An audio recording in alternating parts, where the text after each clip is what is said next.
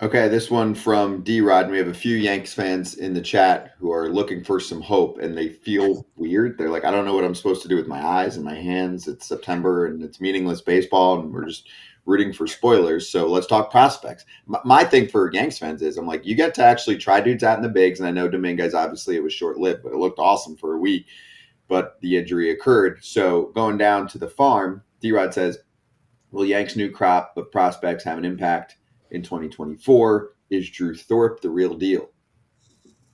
Yeah, I mean, you look at guys like Spencer Jones, you look at guys like Drew Thorpe. We saw Austin Wells come up. All these guys are in the upper levels or have made the jump to the big leagues. Everson Pereira fits in there. So there's definitely a good young crop, especially of position players the Yankees, have an opportunity to give playing time to. We've seen in the past they've preferred to give it to older veterans, sometimes to the team's detriment. So letting these young guys get out there, play, get consistent reps and ABs.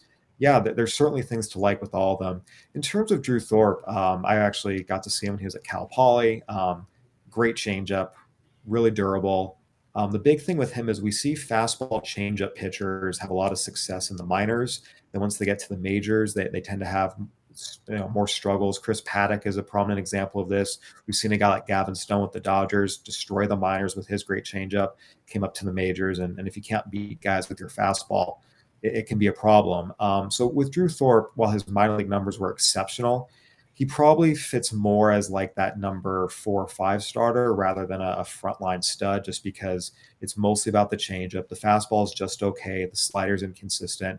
He can still add velocity. He's got some room to grow. He's got a good slider. He's poised. He's durable. Does a lot of good things. And look, a good number 4 starter is valuable. Again, AJ and Kratzy can talk about it.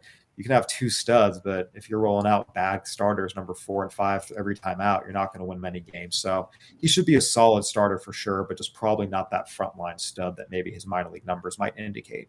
One more before we move to another org. Roderick Arius, who was a big international prospect addition for them a couple years ago for the Yanks. Do you know his progress and where he's at?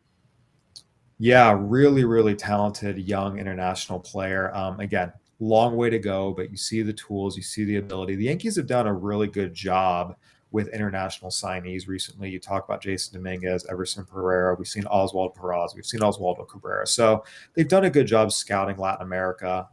And this is another guy who has a chance to again potentially do some things, but we're talking about a really really young kid at the lowest levels of the minors with a lot of physical development and a lot of developmental steps to go. So give him time, but there's certainly exciting tools to be intrigued about and to keep an eye on.